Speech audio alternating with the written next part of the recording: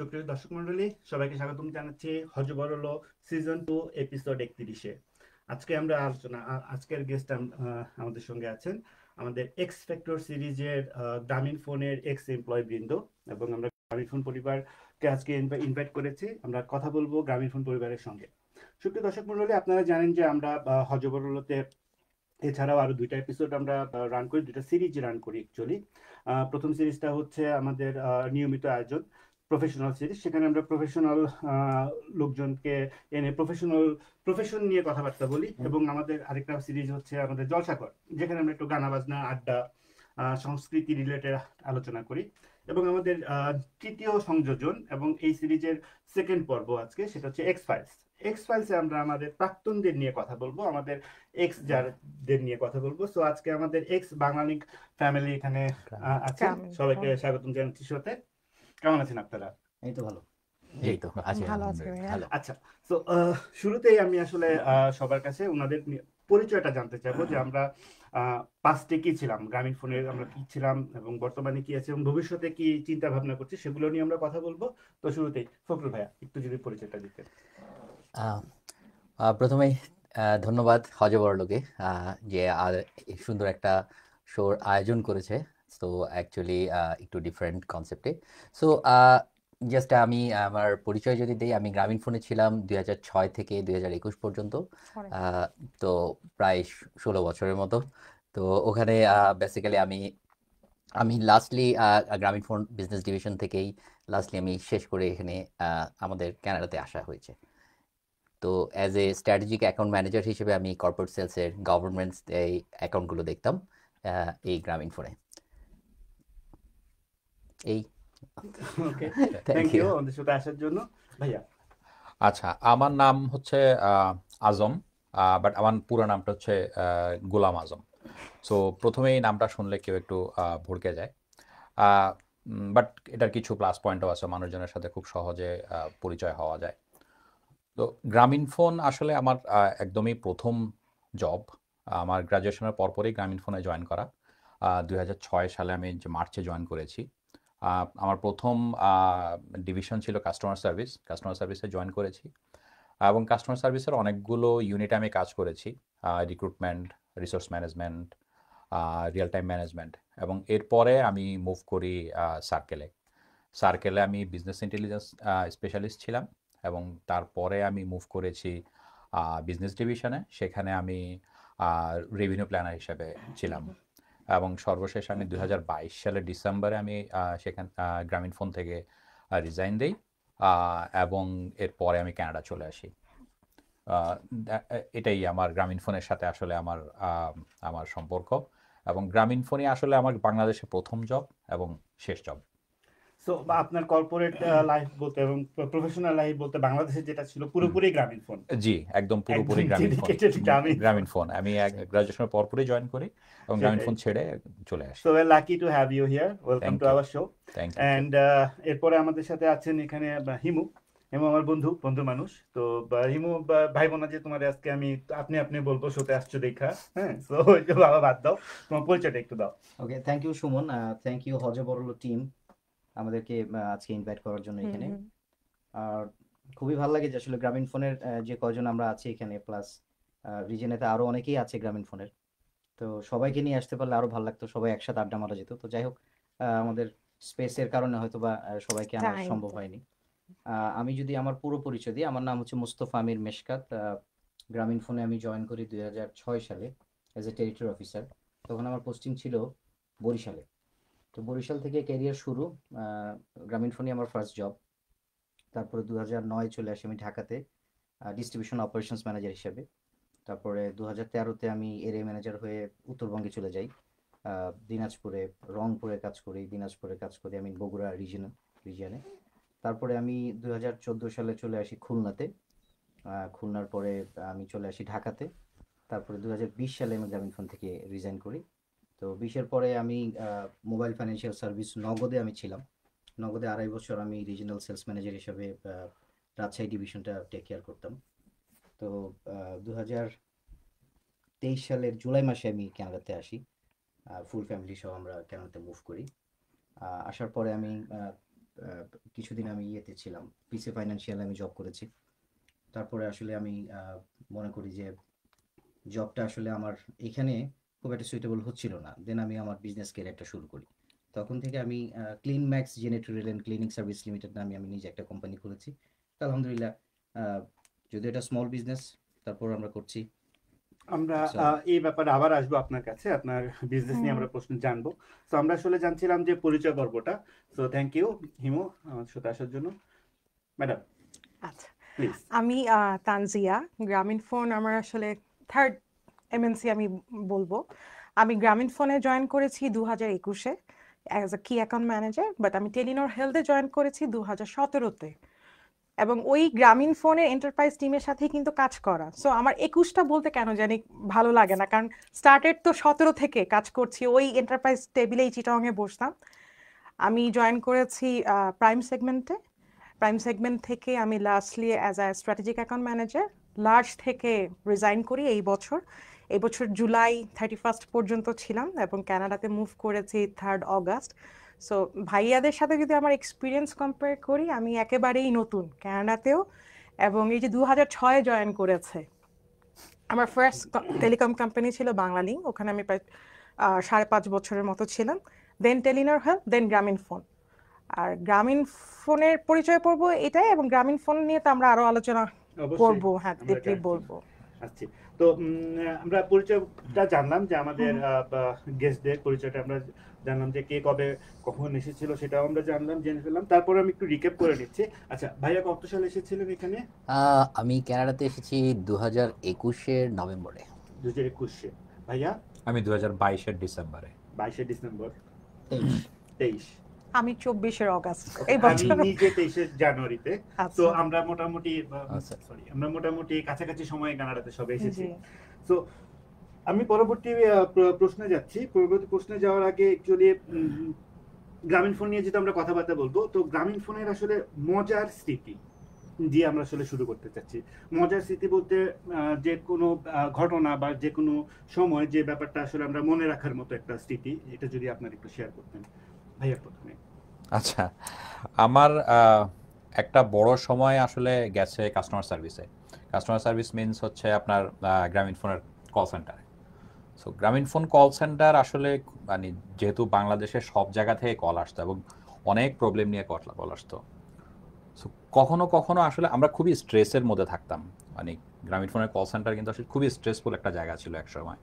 আমরা দিনে ধরেন প্রায় 1,30,000-এর মতন কল আমরা রিসিভ করতাম, এত Huge. হিউজ ছিল।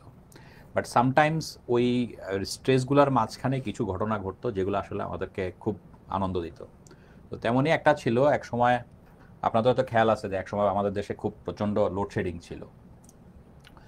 সো লোডশেডিংয়ের সময় যেটা হইতো যে আমাদের গ্রামীণ ফোনের যে বিটিএসগুলো মানে টাওয়ারগুলা, যেগুলা হচ্ছে যে আপনার একটু গ্রামাঞ্চলের দিকে, তো এগুলো একটা সময় ধরেন পাওয়ার সাপ্লাই, আমাদের যে অল্টারনেটিভ পাওয়ার সাপ্লাই থাকতো এটার পরে বন্ধ হয়ে যেত। তো তার কারণে দেখা যেত যে কিছু কল কনজেশন হইতো। তো এরকমই একদিন সন্ধ্যার বা কিছু পরে আমাদের কল সেন্টারে একটা কল আসলো। একজন কল করছে, উনি বলতেছে যে উনি সিলেট থেকে কল করছে। তো উনি বলতেছে যে ভাই এই সুইটার পরে কল যায় না। তো উনি বলছে যে সুইটার পরে কল যায় না। এখন যে ধরছে সে বলতেছে যে স্যার আপনি সুইটার পরে কেন কল করছেন, সুইটার খুলে কল করেন। হ্যাঁ, তো এইভাবে কিছুক্ষণ চলছে। তো ও বলতেছে যে তুমি বুঝতে পারতেছো না যে সুইটার পরে কল যায় না। ওই আবার এই পাশ থেকে যিনি কল ধরেছে উনি বলতেছে যে সুইটার পরে কেন কল করছেন স্যার, আর কল করার সাথে তো স্যার সুইটার পরে কল করা সুইটার খুলে কল করার কোনো সম্পর্ক নাই, আপনি কেন বারবার বলছেন যে সুইটার পরে কল যাচ্ছে না। আচ্ছা সুইটার খুলে কি চেষ্টা করেছেন কল যাচ্ছে কিনা? উনি আবারও একই কথা বলছে। এখন পরে কিছুক্ষণ পরে ওই মানে যে কল ধরেছে উনি বুঝতে পারলো যে এটা আসলে কলটা আসছে সিলেট থেকে। তো ফ্লোরে একজনকে খুঁজে বের করলো যে উনি সিলেটি বুঝে। তো উনি গিয়ে কলটা ধরলো, ধরার পরে উনি সার্ভিস দিয়ে শেষ করলো। সার্ভিস দিয়ে শেষ করার পরে এখন বলতেছে আসলে ঘটনা কি। তো উনি আসলে পরে সিলেটি ভাইয়া বললো যে দেখেন উনি আসলে বলতে চেয়েছে যে সন্ধ্যা 6টার পরে কল যায় না। এক্স্যাক্টলি। হ্যাঁ, সন্ধ্যা 6টার পরে কল যায় না। তো সন্ধ্যা 6টার পরে কল যায় না কারণ হচ্ছে যে ওখানে কারেন্ট চলে যায়, আমাদের টাওয়ার বন্ধ হয়ে যায়, কল কনজেশন হয়, কল করতে পারে না। তো তো এটা ছিল আসলে খুবই একটা মজার ঘটনা, এটা পুরা ফ্লোরে, এবং আমাদের ওই কল সেন্টারের যখন যদি কেউ বলতে চায় যে মজার ঘটনা, এইসব ঘটনা বের হয়ে আসে। আরেকটা ঘটনা বলতে পারি, সেটাও একদম আমি প্রথম যখন জয়েন করেছি তখনকার দিকে। তো একজন কল করেছে দিনাজপুর থেকে কল করে বলছে যে ভাই আমার তো গরু খুঁজে পাচ্ছি না, গরুটা হারা গেছে। তো স্যার গরু হারা গেছে, এখানে কেন কল করেছেন? ব্যাপার হচ্ছে কি, আপনাদের ওই যে টাওয়ার ঠিক করতে আসছিল লোকজন, তো টাওয়ার ঠিক করে তখন ওই দিনাজপুরের দিকে তো টাওয়ার গুলো হচ্ছে ক্ষেতের মাঝখানে, তো মাঝখানে চারদিকে চারদিকে দেওয়াল দেওয়া, মাঝখানে টাওয়ার। তো টেকনোলজির লোকজন গিয়ে কাজ করেছে, দরজা খুলছিল, গরু ঢুকেছে ভিতরে, এরা খেয়াল করেন, দরজা লাগায় চলে আসছে। এখন সন্ধ্যার সময় গরু খুঁজে পাচ্ছে না, পরে দেখে যে গরু ভিতর থেকে ডাকতেছে। তো সে ফোন করছে 1-to-1, ভাই আমার গরু, এখন আমি কি করবো? So, আমাদের এখানে আমাদের ইনাম মুর্তজা উনি যার ব্রেন চাইল্ড আমাদের হজে বললো, সেও তো সিলেটে। তো সিলেটে এই ব্যাপারটা আসলে মজা লাগলো। তো আর কারো কোনো ঘটনা তানজিল? অসংখ্য। আমাদের গ্রামীণ ফোনে আসলে আমরা তো ওপেন ডেস্কে কাজ করি, এমনও হয় যে সিও দেখা যাচ্ছে ইয়াসির আজমান ভাই পাশে বসে, যখন চিটাং ভিজিটে আসছেন পাশের চেয়ারে বসে কাজ করছে। হ্যাঁ, তো এই যে কলগুলোর কথা বলছে যে অনেক ক্লায়েন্ট ফোন করেছে, চিটাংয়ে যেহেতু কাজ করতাম, চারগাঁও ল্যাঙ্গুয়েজে কেউ কথা বলছে, হয়তো বা ঢাকার কলিগ সে ফোনটা ধরেছে। তো এরকম আসলে অসংখ্য ঘটনা। আমি একটু বলি, যেহেতু আমার লাইন ম্যানেজার ফেসবুকে নাই, সো আই উইশ হাসনাত ভাই শুনতেছে না, না শুনলে ব্যবস্থা করবো আমরা, শুনে নেব। তো বস যখন আমাদের তো অনেক ভিজিট থাকতো ভাইয়া, ঢাকা চিটাগং আমাদের অনেক মান্থলি 2বার 1বার মাস্ট, আর বসদের তো অনেক আসা যাওয়ার মধ্যে থাকতে হতো। তো বস যাচ্ছে এটা আমরা আগের দিনই বুঝে যাই যে বস কালকে যাচ্ছে, তা আমরা একজন আরেকজনকে ঈদ মোবারক দেওয়া শুরু করে দেই ফ্লোরে। হ্যাঁ হ্যাঁ, ঈদ মোবারক জিনিসটা খুবই মজার। মানে আমি কালকেও সবাইকে ঈদ মোবারক জানালাম, বস অস্ট্রেলিয়া গিয়েছে, it's a long time. So ছোটখাটো অনেক মজার স্মৃতি আছে ভাই। আর আমরা এমন একটা জায়গায় কাজ করি, শুধু যে এন্টারপ্রাইজে কাজ করি বা কর্পোরেটে কাজ করি দেখে ওই টিমই না, ওপেন অফিস তো টেকনোলজির সাথে আমাদের অনেক ক্লোজলি কাজ করতে হয়। রেভিনিউ প্ল্যানার যারা বসেন চিটাগংয়ে, মার্কেটিং এর যারা আছেন, ওনাদের সাথে অনেক ক্লোজলি কাজ করতে হয়। তো ছোটখাটো স্মৃতি অনেক, ক্লায়েন্ট বেজেও হচ্ছে, নিজেদের মধ্যেও হচ্ছে। হ্যাঁ, আপার ঈদ মোবারক ঘটনা শুনে আমার একটা ঘটনা মনে পড়লো। আমরা যেহেতু রিজিনাল সেলসে কাজ করতাম, অনেক ডিস্ট্রিবিউটর নিয়ে আমাদের কাজ করতে হতো, অনেক ডিস্ট্রিবিউটর। তো এরকম আমি নাম বলবো না, কোন একজন ডিস্ট্রিবিউটর ঠিক ঈদের দিন ভোর 5:30টার সময় আমাকে ফোন দিয়ে ঈদ মোবারক, ঈদ মোবারক, 3বার বলছে কথাটা। আমি বললাম যে, ফোনটা ধরলাম যেহেতু ডিস্ট্রিবিউটর, আমি বললাম যে ভাই এই ভোর 5:30টার সময় আপনি আমাকে ফোন দিয়ে ঈদ মোবারক বলছেন, আমি খুবই খুশি হয়েছি, কিন্তু এখন কেন, আরেকটু পরে বললে ভালো হতো না, আমি তো নামাজে যাব। বললো ভাই আমি এখন নামাজে বেরোচ্ছি। আমি বললাম যে ভাই ভোর 5:30টার সময় কোন মসজিদে নামাজ হয় আসলে? এই ঘটনাটা আমার এখনো, মানে ঈদ মোবারক ওয়ার্ডটা শুনলেই কেন যেন আমার স্মৃতিটা মনে হয় যে ভোর 5:30টার সময় ফোন করে ঈদ মোবারক, 3বার ঈদ মোবারক বলা হচ্ছিল আমার। ক্লায়েন্টসদের আসলে আমাদের কাছে এক্সপেকটেশন ডিমান্ড আসলে ফ্যামিলির মতো। মানে ক্লায়েন্ট সার্ভিসে বলে আমি যখন আইকনে ছিলাম, তো আমি ঈদের দিন নামাজ পড়ে, হ্যাঁ পাঞ্জাবি পাজামা পরে এবং জায়নামাজ কাঁধে নিয়ে, জায়নামাজটা বাসায় রাখি নাই, মানে ঈদের মসজিদ থেকে আমি ক্লায়েন্টের অফিসে গিয়েছিলাম, বাংলালিংকের অফিসে এসে একটা জিনিস সিম কালেক্ট করে ওটা দিয়ে আসছিলাম। বাট এটা আসলে উইলিংলি করছিলাম, আমাকে বাধ্য ছিলাম না আমি করতে। তো ক্লায়েন্টদের জন্য আসলে অনেক কিছু করতে হয়। জাস্ট তানজিল, আপনি যখন বললেন চিটাগং এর কথা, জাস্ট আমার একটা, আমি মাঝখানে আসলে চিটাগং এ 2 বছরের মতো কাজ করেছিলাম। তখন বেসিক্যালি চিটাগং এর অনেক হাই প্রোফাইল ক্লায়েন্ট তো অনেকগুলোই ছিল আমাদের, তো ক্লায়েন্টদের সাথে ডিল করতাম। তো আমাদের মানে রোমিং এর বিল না পেমেন্ট করার জন্য লাইন কেটে যাবে, এরকম আমরা হাই প্রোফাইল ফোন করতাম। তো আমার একটু এটা আসলে আমার কাছে মজাই লাগছে, কারণ জিনিসটা এমন হয়েছে যে আপনি নিশ্চয়ই চিনবেন, এস আলম জাস্ট গ্রুপের চেয়ারম্যান, সরি আমি ওনার নামটা মেনশন করছি না, তো ওনাকে আমি ফোন দিয়েছিলাম। তো যাই হোক, ওনার রোমিংটা কেটে যাবে, তো তখন উনি দেশের বাইরেই ছিলেন, তো এটা জানানোর জন্য। তো একটা মজার কারণে অনেক হাই প্রোফাইল কাস্টমার দেখে অনেক খুব পোলাইটলি, আমি স্যার এই আপনার এটা কেটে যাবে বা সামথিং, লাইনটা ডিসকানেক্ট হয়ে যাবে। তো উনি জাস্ট, আমি বলছি যে পেমেন্ট কিভাবে করবে, তখন আমি বললাম আর কি, তখন বলার পর আমি বলছি আপনার প্রায় 1.5 লক্ষ, অ্যারাউন্ড 1.5-2 লাখ টাকার মতো ডিউস। তো উনি জাস্ট আমাকে এটাই বলছে, মানে চিটং এর ভাষা, আত্মু নেতা ইনফোসে কিল্লাই ক্রেডিট কার্ড ইউজ করতাম। মানে আমি জিজ্ঞেস করছিল যে কেন হুম, হুম, কিভাবে হুম, পেমেন্ট করে, আমি হুম, বলছি ক্রেডিট কার্ডে পেমেন্ট করতে হবে। হুম, তখন হুম, উনি চিড়ানো বসে বলছে যে মানে আমার কাছে এত টাকা, আমি ক্রেডিট কার্ড কেন ইউজ করবো? হুম। তো ওইটা শুনে আমি পুরো অবাক, এবং ফোন রেখে পরে দেখলাম যে কিছুক্ষণ পরে ওনার যে ইয়ে আছে পিএস, কেসিপি এসে টাকা নিয়ে চলে আসছে 2 লাখ। 1.5 লাখ টাকা নিয়ে তখন এটা তো হবে না। ক্যাশ তো এটা হবে না। হ্যাঁ, তো I know এই that. জিনিসটা আমার পুরো অফিস একটা মানে খুব অবাককর অনেক জিনিস। মজার স্মৃতি আমরা ক্লায়েন্টদের এটা সাথে। মানে স্পেশালি আইকনে থাকতে এটা হ্যাঁ, সবসময় ফেস করতাম হুম, যে হুম। ক্লায়েন্ট ক্যাশ, সেটা ক্যাশ নিয়ে 1.5, আসছে। 2 লাখ 10 লাখ টাকাও কোনো ব্যাপার না। কোনো ব্যাপার না, they have money but they don't use credit card actually. Hmm, hmm. তো আমি ইউজ এক করছি, তোমাকে টাকা দিয়ে দিচ্ছি, টাকা তুমি দিয়ে বিল দিচ্ছি। পেমেন্ট পেমেন্ট করে দিয়ে দাও। এখন নর্মালাইজ হয়ে গেছে বাংলাদেশের ব্যাংকের যখন বার্ড চলে আসলো যে ক্লায়েন্টকেই আমরা এমনও করেছি নন কমপ্লায়েন্ট যে আমাদের ক্রেডিট কার্ড দিয়ে ক্লায়েন্টের বিল দিয়ে দিয়েছি। কিছু ক্ষেত্রে এটা বলা যাবে না এটা আমরা দিচ্ছি কিনা, বাট ইয়াস এখন যে তোমার জব যাওয়ার ইয়ে, বাট সামটাইমস এখন এভরি না, আইকন ম্যানেজার এখন নিড ইট। একেবারেই customer- রেস্ট্রিক্টেড। এখন বাংলাদেশ ব্যাংক থেকে এবং গ্রামীণ ফোনে এইসব ব্যাপারে একদম জিরো টলারেন্স, কিন্তু আই হোপ শুধু গ্রামীণ ফোন না, যে কোনো এখন টেলকোই অ্যাকচুয়ালি এখন না ক্লায়েন্টটাও কিন্তু নিজেরা জানে, এখন অনেকে অনেক অনেক সহজ ইয়ে ভাইয়া। এডুকেটেড এন্ড এখন জানে। ওকে, ক্লায়েন্টেও অনেক আমরা এবার পরবর্তী প্রশ্নে চলে যাই টপিকে। কথা প্রসঙ্গে সবাই বস নিয়ে কথাবার্তা বলতেছিলেন। হ্যাঁ, তো আমাদের আসলে আমাদের লাইফের অন্যতম একটা অবিচ্ছেদ্য অঙ্গ হচ্ছে আমাদের ফার্স্ট লাইন ম্যানেজাররা। সো ওনাদের অবদান বলেন, ওনাদের বকা বলেন, ওনাদের প্যারা বলেন, হোয়াট এভার বলেন, সো এটা আমরা কোনো অস্বীকার করতে পারবো না। সো আমার এখন প্রশ্ন হচ্ছে বস। সো আপনাদের বসদের নিয়ে একটু যদি আপনারা কিছু বলতেন। হিমু, আপনাকে দিয়ে শুরু করি। বসদের নিয়ে তো আসলে সবারই মানে ভালো অভিজ্ঞতা, তিক্ত অভিজ্ঞতা সবকিছুই আছে। তা আমি একটা ভালো বা মজার বা মনে রাখার মতো একটা ঘটনা বলি। আমি তখন একদমই নতুন জয়েন করা, মানে নিউলি জয়েন, মাত্র ইউনিভার্সিটি শেষ করে গ্রামীণ ফোনে জয়েন করেছি।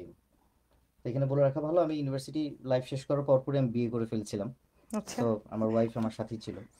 তখন ডিজুসের একটা কনসার্ট হলো বরিশালে, বিশাল বড় একটা কনসার্ট, অনেক বড়, লাইক 30-40 হাজার মানুষ একটা বড় একটা গ্যাদারিং, বরিশাল স্টেডিয়াম পুরো রিজার্ভ করে।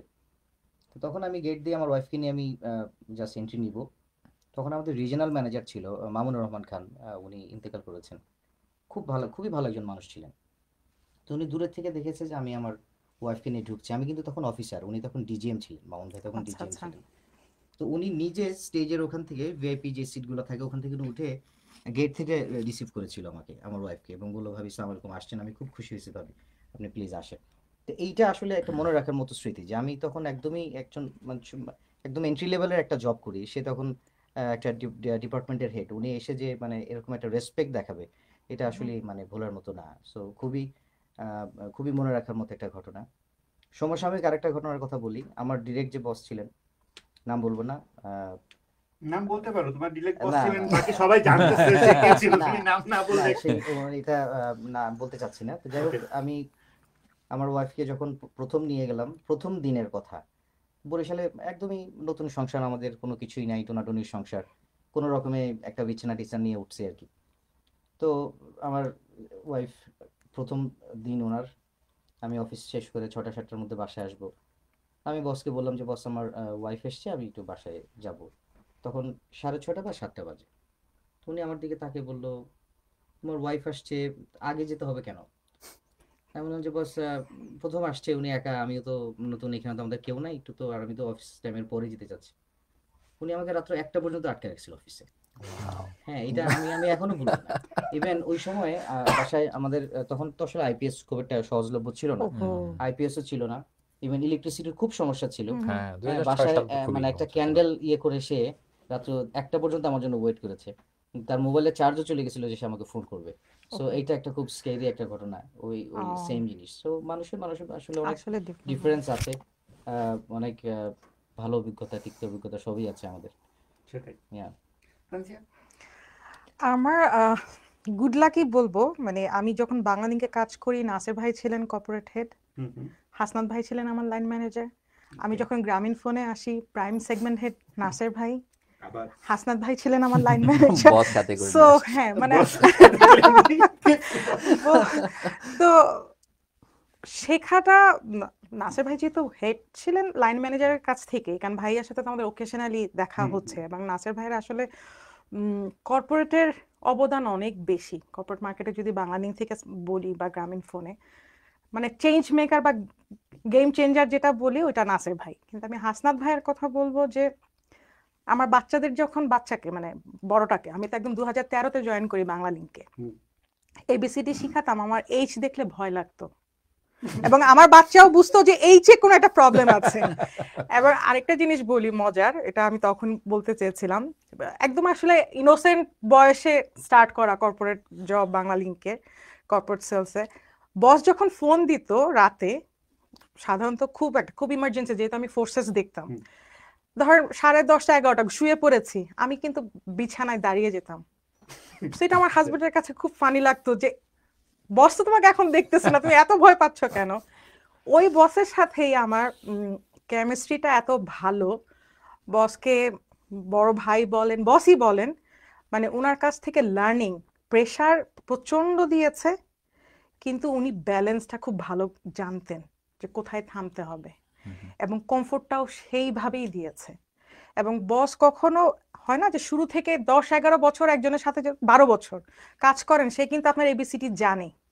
তো বস কখনো দেখতো না যে তানজিয়া কিভাবে কাজ করছে, বস স্টার্টটা করে দিত, এন্ড রেজাল্টটা চেত। আমি অনেক ভুল করতাম, অনেক ভুল হতো কাজে, তখন আবার বস দেখতাম যে ঠিক করে দিচ্ছে বা ই করে দিচ্ছে। তো হাসনাত ভাই, বলছি বসের ফেসবুক নেই, হাসনাত ভাইকে সবাই মোটামুটি চিনে, চিটাগং এর ডন বলে কর্পোরেট মার্কেটে বসকে, বসের আমি সাথে। চিনি। হ্যাঁ, তো মানে আমি বলি যে আমি লাকি এমন একজনের সাথে কাজ করতে পেরেছি এবং এই পর্যন্ত এসেছি ওনার জন্য। যেটা গ্রামীণ ফোনে স্ট্র্যাটেজিক অ্যাকাউন্ট ম্যানেজার হয়েছে, খুব বড় কিছু না আমি বলবো না, কারণ সবার এক স্বপ্ন থাকে ডিজিএম হওয়ার, সি ব্যান্ডে যাওয়ার, বাট যতটুকুই হয়েছে বয়সই কতদিন, আর ওই ব্যান্ডে যাইতে হলে তো একটা বয়স লাগে। তো তুমি যে পর্যন্ত আসছো এই বয়সে, আলহামদুলিল্লাহ তুমি অনেক হ্যাঁ, ভালো এবং করছো। কর্পোরেট মার্কেটে আমি গ্রামীণ ফোনেও ফোর্সেস দেখতাম, প্লাস সেটাই। কমার্শিয়ালটা দেখতাম। তো আমি একটু শেখেছিলাম, যখন জয়েন করি প্রিমিয়ার সিমেন্টের মতো অ্যাকাউন্ট আমাকে দিচ্ছে, আচ্ছা।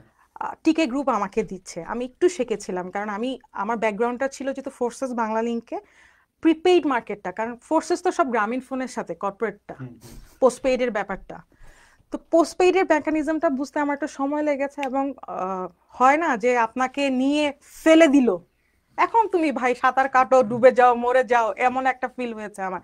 তো গ্রামীণ ফোনের জয়েনিং এ আমি এটা অবশ্যই মেনশন করব, একটা দিন যেত আমি ভাইয়া বলতাম যে আমি আজকে সার্ভাইভ করছি গ্রামীণ ফোনে, এরকম করে আমার 6 মাস গিয়েছে। পরে ক্লায়েন্টের সাথে সিনক্রোনাইজেশন, ইন্টারনাল স্টেক হোল্ডার, প্রত্যেকটা ডিপার্টমেন্টের সাথে সিঙ্ক হতে একটু সময় লেগেছে, বাট আমি মানে সত্যি প্রাউড ফিল করি যে আমি বাংলাদেশের নাম্বার 1 ব্র্যান্ডে কাজ করেছি এবং অনেক ভালো করেছি অর্গানাইজেশনের জন্য, এবং অর্গানাইজেশন আমাদেরকে অনেক দিয়েছে। Good. By the way, VSS এখানে কে কে নিয়েছিলেন, বা আপনারা কি বলেন, গোল্ডেন হ্যান্ডশেক? না, VRS আমরা VRS ভিআরএস বলি। বলেন, okay. ইয়া, হ্যাঁ। আমি নিয়েছি। আমিও নিয়েছি। হিমু? অবশ্যই। আমি এলিজিবলি ছিলাম না। ছিলেন, ওকে। Baby. তিনের জন্য ভিআরএস এর, ওকে। আচ্ছা। একটুকের জন্য মিস করেছো। এনিওয়ে, হ্যাঁ। আমরা এই ব্যাপারে কথা বললে আসলে অনেক কথা চলে আসবে, যেহেতু আমরা সেম ইন্ডাস্ট্রিতেই বিলং করি। সো হুম। বসদের নিয়ে আপনাদের যদি কিছু বলার থাকে।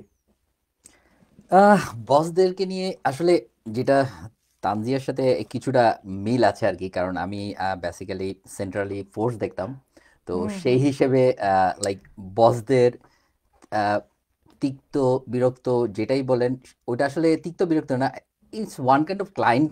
অলওয়েজ আমরা ক্লায়েন্ট নিয়ে থাকতাম, অলওয়েজ হুম, ক্লায়েন্টের প্যারা, কাস্টমার প্যারা, এবং যেহেতু forces client, they are very sensitive এবং ওরা খুবই ডিমান্ডিং, হ্যাঁ। That's the main thing.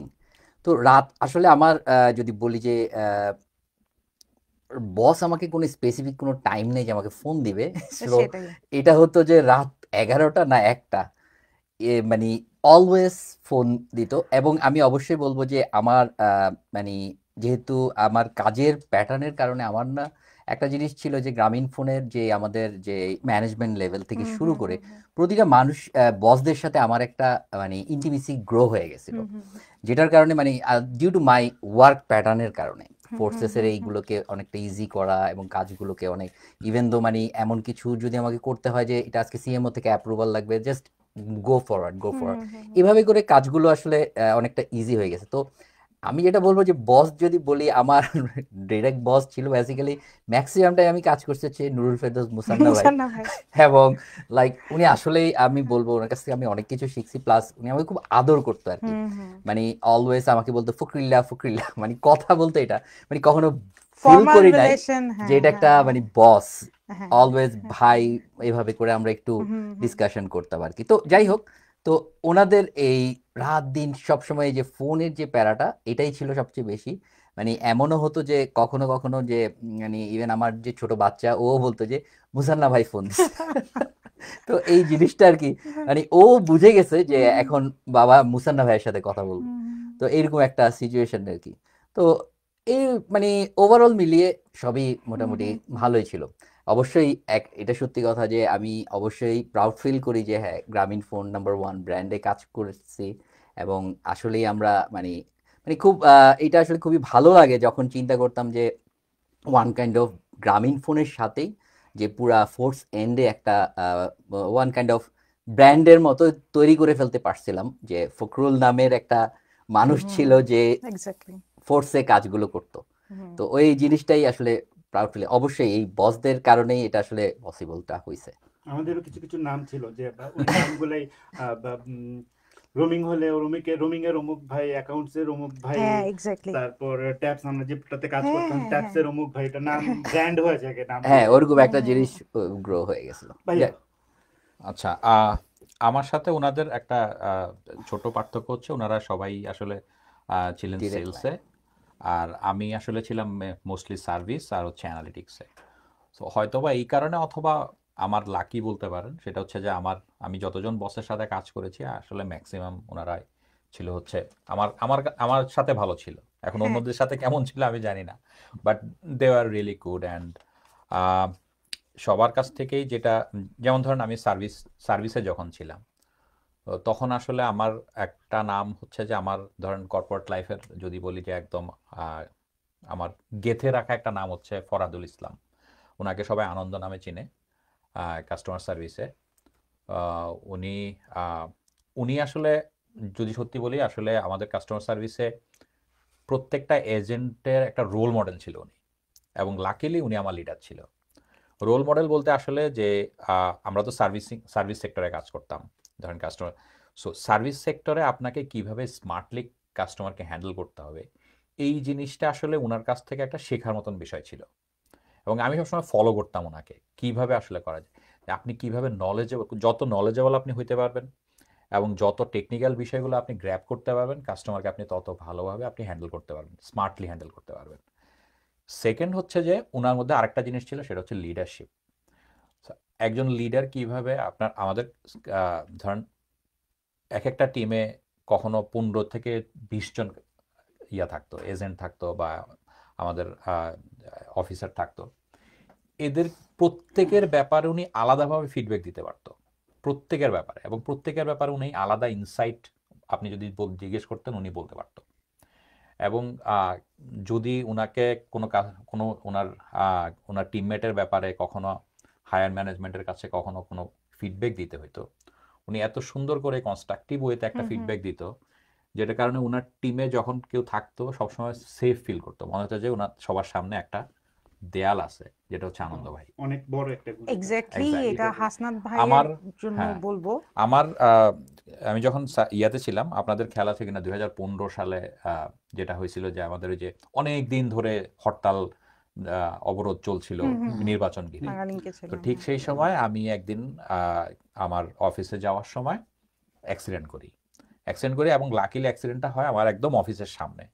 এবং যখন আমি রাস্তায় পড়ে যাই, ওই সময় আমার অফিসেরই দুজন পিয়ন যাচ্ছিল রাস্তা দিয়ে, এবং তারা আমাকে চিনে দুজনে এসে আমাকে তুলে ফেলছে। তোলার পরে আমার প্রথম যে নামটা মুখে আসছে সেটা হচ্ছে আনন্দ ভাই। যে এবং এবং ফানি, মানে খুবই জিনিস হচ্ছে যে ওই অফিসের প্রত্যেকটা মানুষ আনন্দ ভাইকে চিনতো এবং আনন্দ ভাইয়ের ফোন নাম্বার জানতো। আমি ওই দুজনকে প্রথমেই বলছি, তোমরা একটু আনন্দ ভাইয়ের ফোন দাও। এবং উনি যখন ফোন পাইছে, আপনি বিশ্বাস করবেন না, মানে উনি এক হাতে পুরা আমার ব্যাপারটা সামলাইছে, আমাকে হাসপাতালে নিয়ে যাওয়া, আমার সব টেস্ট করা, আমাকে যে আমাকে আইসিইউতে রাখা, উনি সব কিছু হ্যান্ডেল করছে। সো বসদের ব্যাপারে আমি যদি বলি যে আমার আসলে হয়তোবা লাক, যে আমি আসলে ভালো বস পাইছি। এবং আমি যখন আসি, আমার আরবিদ ভাই, জান্নাত ভাই, হুম হুম আমার এই যে এখন আমি যখন এই যে কানাডায় যে জবটা করি, হুম হুম এটার আমার রেফারেন্স আনতে হয়েছে ওনাদের কাছ থেকে। এবং ঠিক ওই সময় বাংলাদেশে তখন এই যে এখন আন্দোলন চলছিল জি জুলাই মাসে, হুম হুম এবং এরা দুজন কি কষ্ট করে যে আমার রেফারেন্স পাঠাইছে, এটা মানে আনবিলিভেবল। সো আমি আসলে বলতে গেলে হয়তোবা আমি lucky, but hmm hmm I have very good memories of my bosses my Grameenphone. আপনাদের কথা শুনতে শুনতে একটা জিনিস মনে পড়লো যে বসরা যখন লিডার হয়, হুম হ্যাঁ, হুম তখন that is the best thing. Exactly. And হ্যাঁ people leader obviously people leader. Hmm hmm and মজার ব্যাপার হচ্ছে যে আমি মাঝে মাঝে প্রাউড ফিল করি যে আমার যে টিম যেটা রেখে আসছি, হুম আরএম টিম, হ্যাঁ, ওরা আসলে হুম হুম বেসিক্যালি সবাই আমাকে লিডার বলে ভাবে। তো হুম আমি হুম যে টিমটা রেখে আসতে পারছি, আমি আমার বসদের কাছ থেকে এটা শিখছি। সো আমার লাইফ এটা অনেক বড় একটা পাওয়া যে ইআরএম অবভিয়াসলি টিম আমার হ্যাঁ আমার 150 হেড কাউন্ট ছিল, 145 জন আমার অনবোর্ডেড ছিল। তো 145 জন এমপ্লয়ি ম্যানেজ করে এবং 145 জনই আমাকে লিডার হিসাবে অ্যাকসেপ্ট করতেছে, এটা একটা অনেক অনেক বড় ব্যাপার বিশাল অনেক হ্যাঁ বড় এনিওয়ে ব্যাপার। আমরা একটু আলোচনার অন্যদিকে যাই। তার মধ্যে কিছু কমেন্ট আসছে, আমি একটু কমেন্ট হুম গুলো পড়ে নিচ্ছি সত্যি দর্শক মন্ডলী। প্রথম কমেন্টটা ছিল ফয়সাল ভাই আমাদের, মিশকাত আমির হিমু ভাই, ভয়েস লো। হিমু স্যার, ওকে এটা একটু মাইকটা সামনে নিয়ে ওকে আসো, ওকে আমার ওকে ভয়েস নাকি ওকে পাচ্ছে না। ওকে ফয়সাল ভাই, থ্যাংক ইউ ফয়সাল ভাই ফিডব্যাকটা দেওয়ার জন্য। আচ্ছা, রিজু আবু কমেন্ট করেছেন, ভাই আমি চিটাগাংয়ের, যখন আপনি চিটাগাং নিয়ে কথা বলতেছিলেন। ওনার একটা কমেন্ট আছে যে চিটাগাংয়ের পোয়া মাটি পড়লে মাটিত লোহা। ফুললে লোহা। আচ্ছা ঠিক Yeah, আছে, মাটিত ফুললে লোহা। এটা আমার রিলেটিভ আমার মামা হয় রেজাইনাতেই আছে ওকে। হ্যাঁ সো থ্যাংক ইউ ভাইয়া। এবং আর কিছু কমেন্ট ছিল এখানে, যেটা হয় বা কমেন্ট গুলো উপরে চলে গেলে আমি আর হুম হুম দেখতে হুম পাই না। এনিওয়ে আমি আবার কমেন্টে আসবো। আমরা এবার কিছু ইন্ডিভিজুয়াল প্রশ্নতে যাই। হুম হুম তানভীর, তোমাকে দিয়ে শুরু করি। আচ্ছা তুমি বাংলাদেশে কর্পোরেটে দুইটা অনেক বড়, বাংলাদেশের একদম টপ দুটো কোম্পানিতে কাজ করে আসছো জি কর্পোরেট সেগমেন্টে। কানাডাতে এসেও কাজ করতেছো, হুম হুম কোর্স করছো, চলাফেরা করতেছো। হুম হুম তোমার কাছে যে প্রশ্নটা সেটা হচ্ছে, অ্যাজ এ ফিমেল, হুম হুম একটা মেয়ে হিসেবে হুম হুম বাংলাদেশের কি কি চ্যালেঞ্জ বা কেমন ফিল হতো, আর এখানে হুম এসে হুম। যে ফিল হতো, কোনো ডিফারেন্স অথবা কোনো মিল পাচ্ছ কিনা, বা অ্যাজ এ ফিমেল হিসেবে আচ্ছা কর্পোরেট কালচারের ডিফারেন্সটা তুমি একটু শেয়ার করো আমাদের সাথে। ফার্স্ট বাংলাদেশেরটা শেয়ার করি হুম, বাংলাদেশে আমি যখন জয়েন করি কর্পোরেট সেলসে তখন কিন্তু মেয়েদের রেশিওটা সেলসের চিটং যদি বলি ঢাকা মিলিয়ে বলি ডাইভার্সিটিটা same to same apple to apple compare করতে পারবেন না ছেলেদের সাথে হ্যাঁ এখন সিনারিও চেঞ্জ এখন প্রত্যেকটা লিডারশিপেও দেখা যাচ্ছে যে মেয়েরা আছে এবং গ্রামীণ ফোন যদি আমি স্পেসিফিকলি গ্রামীণ ফোনের কথাই বলছি যে লিডারশিপ রোলগুলোতেও কিন্তু এখন ফিমেল আছে সিএমও আমাদের ফারানাজ আপা আসলেন আমাদের এইচআর হেড তানিয়া আপা আসলেন তো গ্রামীণ ফোনের লাস্ট ইয়ার বলবো আমি 2023 না 23 না 21-22-23-এর যে মোটিভটা ছিল কেউ যদি খেয়াল করে থাকে রিক্রুটমেন্টও দেখা গিয়েছে যে বুঝেই ফিমেল রিক্রুটমেন্টটা বেশি করছে ডাইভার্সিটি একটা ব্যালেন্স করার জন্য যে ফিমেল ইনক্লুশনটা লাগবে চ্যালেঞ্জ ওভাবে ফিল করিনি ভাইয়া হ্যাঁ চিটংয়ে যেটা হয়েছে যে আমি হয়তো বা 13, 14, 15-তে দেখেছি যে কর্পোরেট হাউসগুলো ওভাবে বসকে ফোন করে দিয়েছে কিল্লাই বাজি একখানা মাইয়া ফাড়াই দিও আমার সামনেই হয়তো বা বলছে হ্যাঁ যে মেয়ে কেন পাঠিয়ে দিয়েছে অফিসে তো আরো ছেলেরা ছিল হ্যাঁ তো ওখানে একটু আনকমফোর্টেবল হলো আমি ওটাকে কমফোর্টেবল করে নিয়েছে দেখা গিয়েছে যেই কোম্পানিটা অনেক বেশি আনকমফোর্টেবল আমার সাথে দিন শেষে ওরাই বলেছে যে ক্যাম্পকে চেঞ্জ করা যাবে না আমাদের তানজিয়াকেই লাগবে হ্যাঁ ওইটা একটা মজার এক্সপিরিয়েন্স ছিল চিটাগাংয়ে ওইরকম স্পেসিফিক চ্যালেঞ্জ নেই বিকজ আমরা যখন কাজ করি ভাইয়া সবাই আমরা এখানে আমরা কলিগরা কিন্তু সবচেয়ে বেশি সময় কাটাই বাসায় যেয়ে একটা টাইম পরে কিন্তু ঘুমিয়ে যেতাম 4-5 ঘন্টার বেশি না ডিনার করছি ঘুমিয়ে যাচ্ছি আপনি চিন্তা করে দেখেন 9 থেকে 10 ঘন্টা আমরা কলিগরা একটা জায়গায় এবং আমি বলবো যদিও ফিমেল চ্যালেঞ্জ নিয়ে কথা বলেছেন আমি বলবো যে আমাকে ম্যাচিউর করতে আমার কলিগরা অনেক হেল্প করেছে লাস্ট অর্গানাইজেশনে যে আমি অনেক হয়েছে আর কম্প্যারিজন যদি বলেন ভাইয়া আমি আসলে একেবারেই নতুন কানাডাতে কাজ শুরু করেছি ক্যানাডিয়ান বাইজন অ্যাসোসিয়েশনে আমি অ্যাডমিনিস্ট্রেটিভ অ্যাসিস্ট্যান্ট হিসেবে আছি যদি আমার ফিল্ড থেকে পুরোটাই ডিফারেন্ট আমি আসলে এটাই আমার ফার্স্ট ইন্টারভিউ ছিল এটাই ফার্স্ট জয়নিং আমার কর্পোরেট কালচারটা টোটালি ডিফারেন্ট কেন প্রথমত হচ্ছে যে বাংলাদেশে আমি কখনোই মনে করিনি যে আমি ব্রাউন আমি আমার দেশের রাজা, মানে আমার ওই থিংটা কখনো আসেই নাই যে আমি এখানে সেকেন্ড সিটিজেন পিআর হয়ে এসেছি, বা আমি আসলে হোয়াইট না। এইখানে ফার্স্ট ধাক্কাটাই হচ্ছে যখন আমি অফিসে যাই আমি এশিয়ান, তাও আবার কি সাউথ এশিয়ান। ঠিক আছে, এটা একেবারে হয়তো বা মুখের উপর বলে দেয় না, বাট কোনো কিছু খেতে যাচ্ছি ওরা জিজ্ঞেস করে যে তানজা এটা মনে হয় তোমার জন্য হালাল না। জিনিসগুলো কিভাবে আসে, এইসব থটস তো আমাদের আসলে ব্যাক হোম বাংলাদেশে কখনোই ছিল না। আমি কি মাইনরিটি, আমি কি এশিয়ান, এই জিনিসগুলো কখনোই ছিল না। কালচারটা ডিফারেন্ট বিকজ অফ আসলে ডাইভার্সিটি বলি, কালচারালি বলি, রিলিজিয়ন বলি, বাংলাদেশ কানাডা কখনো তো সেম না। বাট ফিমেল হিসেবে কোনো চ্যালেঞ্জ আমি মানে আমি বলবো না যে কোনো রোলে কাজ করছি দেখে যে ওটা একটা চ্যালেঞ্জ হয়ে দাঁড়াচ্ছে। ওরা ওভাবে দেখে না যে তুমি ফিমেল, ওরা হয়তো বা দেখছে আমি এশিয়ান, আমি পারি কিনা, আমি খেতে পারবো কিনা, কোনো একটা কুকিজ দিচ্ছে এটাতে জিলেটিন আছে তুমি নিও না, ঠিক আছে, ওরকম করে দেখছে। কিন্তু অ্যাজ আ ফিমেল আমার মনে হয় না কখনো ওরা কাউন্ট করে যে এটা মেইলের জন্য এই কাজটা, ফিমেলের জন্য এটা না। আর হ্যাঁ ওইটাই, মানে অ্যাজ আ ফিমেল আনকমফোর্টেবল তো দেশেও কখনো হয়নি উইদিন কলিগ, যেখানে দেখা গিয়েছে যে টেলকোগুলাতে, বিশেষ করে চিটং, ঢাকা তো সেন্টার, মেয়ের সংখ্যা অনেক বেশি। আমি একাই হয়তো বা একটা ফিমেল। আমি কানাডা আসার আগে একটা মালয়েশিয়া ট্রিপে গিয়েছিলাম, হাসনাত ভাই ফেয়ারওয়েল বলেন, আমরা টিম মিলে গিয়েছিলাম, চিটং টিম, 9টা ছেলে, আমি একা একটা মেয়ে। তো ভাবিরা বলছিল যে আমি হয় না যে একটা থাকে যে একটা মেয়ে কেন যাচ্ছে, তো ভাবিরা বলছিল খুব ভালো হবে যে 9টা ভাই মিলে একটা আপুকে টেক কেয়ার করবে, আপনি আদরেই থাকবেন।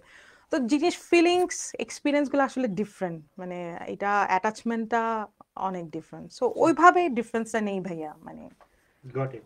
থ্যাংক ইউ আপু শেয়ার করার জন্য। হুম হুম আমি একটু এই রিলেটেড ফখরুল ভাইয়ের কাছে কিছু প্রশ্ন করতে চাই। সেটা হচ্ছে যে বাংলাদেশের কর্পোরেট কালচার এবং এখানকার যে কর্পোরেট কালচার, যে চ্যালেঞ্জগুলো বাংলাদেশে কি ধরনের চ্যালেঞ্জ একটা মানুষ ফেস করে, আর এখানে কি ধরনের চ্যালেঞ্জগুলো ফেস হয়। আপনি গভর্নমেন্টে জব করতেন, আপনি বিভিন্ন জায়গায় চাকরি করেছেন, সে অভিজ্ঞতা থেকে যদি একটু দর্শকদের সাথে শেয়ার করতেন যে চ্যালেঞ্জ কি কি আছে এখানে কানাডাতে। চ্যালেঞ্জ যদি বলে থাকি, যেটা হচ্ছে যেটা তানজিয়া আপুর সাথে একটু শেয়ার মানে অ্যাড করি, সেটা হচ্ছে যে যেটা ফার্স্ট থিং, যে আমরা কোনো অফিসে যখন যাচ্ছি, যেমন বাংলাদেশে যেটা হতো কি, আমরা যখন কোনো মিটিং করছি বা মেজরিটি একটা ইয়া থাকতো, যে আমরা মানে যেটা বললেন আর কি, যে ডাইভার্সিফাই যেই জিনিসটা, ওটা বাংলাদেশে অনেক বেটার একটা ইয়া ছিল। বাট হুম হুম এইখানে জাস্ট আমি যখন যেতাম, এই যেই জিনিসটা আসলেই আসতেছে যে হ্যাঁ, আমাদের ওয়ে অফ টকিংটাকে ওরা হয়তো বা আমরা এশিয়ান, আমরা কালার, এই কয়েকটা জিনিস একটু ডিফারেন্স ইয়াতে আছে। তো আমি আসলে কানাডা আসার পরে আমি গভর্নমেন্টে কাজ করেছি 1 ইয়ার। তো ওখানে আমি যেটা দেখলাম আর কি, যে ওদের ওখানে মানে আমাদের দেশেও যে কর্পোরেট কালচারের মধ্যে একটা জিনিস থাকতো যে হ্যাঁ, আমরা বলতাম যে বসের কাছে পয়েন্ট নেওয়া। তো হ্যাঁ এই দেশে কিন্তু আসলে পয়েন্ট না নেওয়া না, এই দেশের জিনিসটা এটা হ্যাঁ ওয়ান কাইন্ড অফ, হয়তো আমরা ডিরেক্টলি, মানে আপনি যদি কাজ করেন, এরা কখনো ডিরেক্টলি আপনাকে কখনো বলবে না যে আমরা যেরকম আমাদের বসের সাথে আমাদের কান্ট্রিতে, আমাদের বাংলাদেশে যেটা হতো, যে কিছু একটা বললাম সেটা বস ডিরেক্টলি বলতো না, এটা করিস না, এরকম হবে না। হুম বাট এখানে কিন্তু এই জিনিসটা একটু হাই টাইপের হয়ে থাকে। হুম আমি যেটা শেয়ার করতে চাই, ওরা কখনো আপনাকে বলবে না যে ওপেনলি বলবে না। ওপেনলি বলবে না, no hmm you don't do that বা সামথিং হুম হুম এরকম, যেটাতে আসলে পরবর্তীতে একটা এফেক্ট হতে পারবে। এমন ভাবে জিনিসটা শেয়ার করবে যেটাতে আসলে আমি জিনিসটা নিলাম, এটার পজিটিভলি আমার মনে হচ্ছে হ্যাঁ, আমাকে তো সাপোর্ট করেছে। আসলে কিন্তু কালচার, মানে এটা এইখানকার কালচারের জন্য, বাট আসলে কিন্তু এটা না, হুম হুম সেটা কিন্তু নেগেটিভলি নিয়েছে, যেটা হয়তো ভিজিবলি করেনি আপনার আমাকে কাছে মনে ডিরেক্টলি হচ্ছে না, হ্যাঁ। এই জিনিসটা।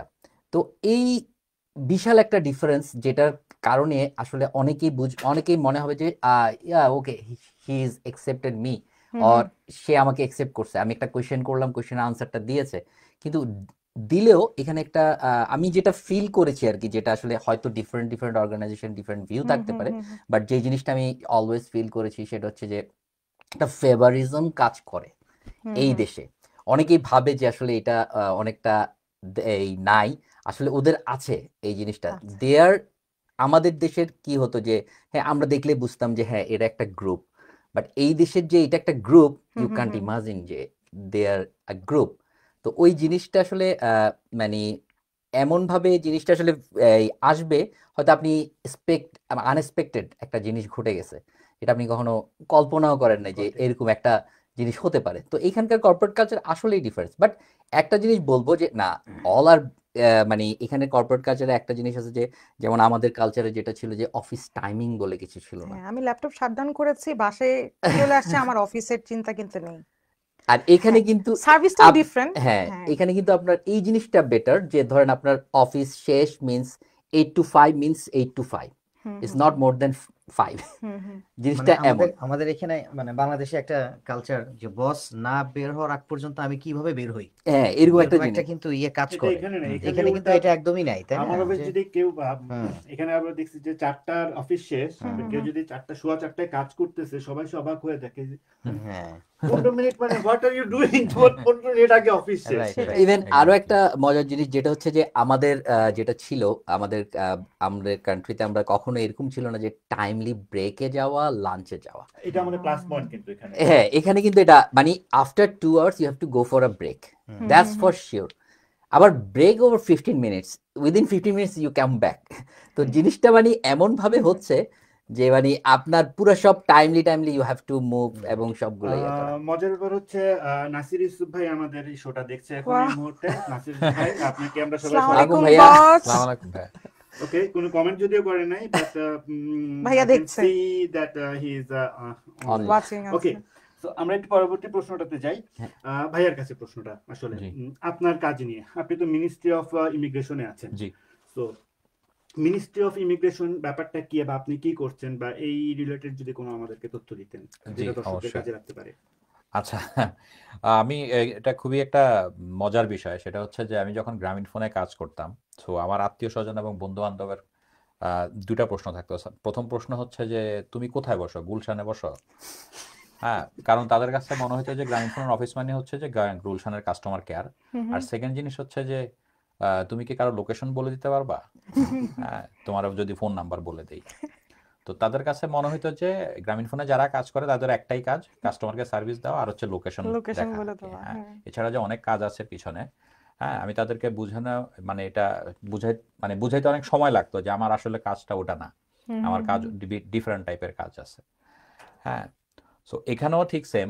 সো আমি যখনই কাউকে বলি যে আমি মিনিস্ট্রি অফ ইমিগ্রেশনে কাজ করি, ও তুমি কি এসআইএনপি নিয়ে কাজ করো? বাট আসলে যেটা হচ্ছে যে মিনিস্ট্রি অফ ইমিগ্রেশনে অনেকগুলা অনেকগুলো ব্রাঞ্চ আছে। ডিপার্টমেন্ট আছে। হ্যাঁ তো তার ভিতরে ইমিগ্রেশন সার্ভিস একটা ব্রাঞ্চ যারা হচ্ছে এসএনপি নিয়ে কাজ করে। আমি আসলে কাজ করি পলিসি ব্রাঞ্চে। পলিসি ব্রাঞ্চের ভিতরে একটা ইউনিট আছে যারা হচ্ছে লেবার মার্কেট নিয়ে অ্যানালাইসিস করে, হুম হুম হুম ডেটা নিয়ে অ্যানালাইসিস করে। আমি সেই টিমেরই একটা অংশ। ওকে। আমার জবটা হচ্ছে আসলে লেবার মার্কেট স্ট্যাটিস্টিক্যাল অ্যানালিস্ট। হুম সো সাসকাচুয়ানের লেবার মার্কেট নিয়ে আসলে আমি কাজ করি।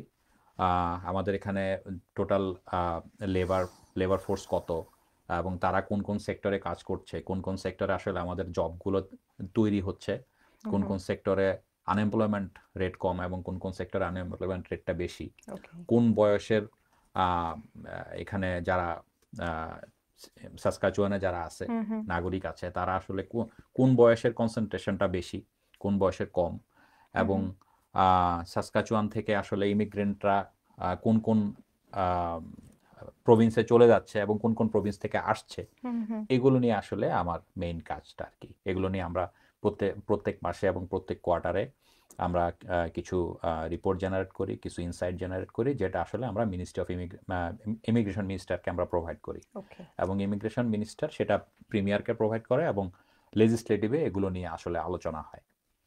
সো কোনো নিউ কামার আসলে, আমার বয়স 40 বছর, আমি এখানে আসছি, এই ব্যাপারে আপনাকে ডাটা দিলে সে কোন সেক্টরে কাজ করলে সুবিধা হবে, এই অ্যানালাইসিসটা মেবি করে দিতে পারবেন আপনি।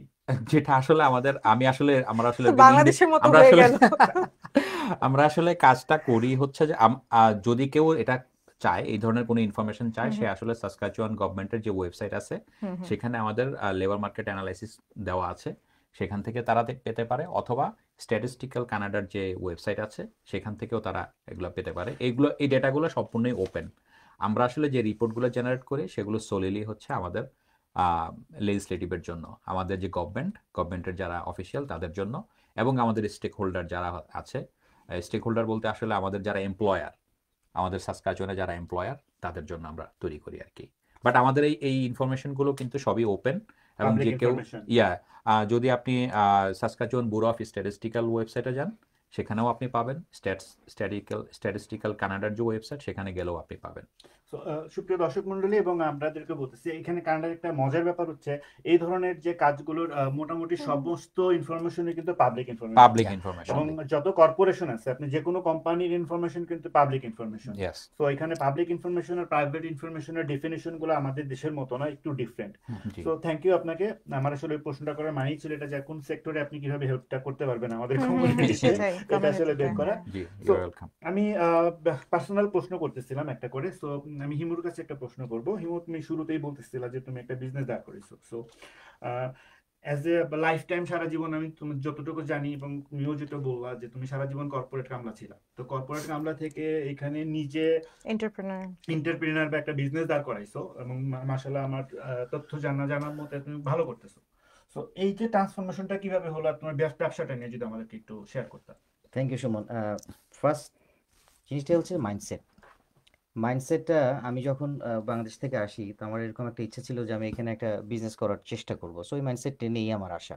যদিও আমি এখানে কিছুদিন কর্পোরেটে চাকরি বাকরি করেছিলাম, বাট যেহেতু মাইন্ডসেট ছিল বিজনেস করা, তো অনেক ব্রেইনস্টর্মিং করে দেখলাম যে অনেক রিসার্চ, অনেক অনলাইনে ঘাটাঘাটি করে দেখলাম যে আমাদের এই ক্লিনিং এবং জেনিটোরিয়াল সার্ভিস এই সেক্টরে মোটামুটি, যেহেতু আমরা বাংলাদেশ থেকে আসি, সবারই আমাদের লিমিটেড মানি, আমরা তো হিউজ টাকা নিয়ে আসতে পারি না যে সেই হ্যাঁ। $1 মিলিয়ন ব্যবসা দিয়ে দিব।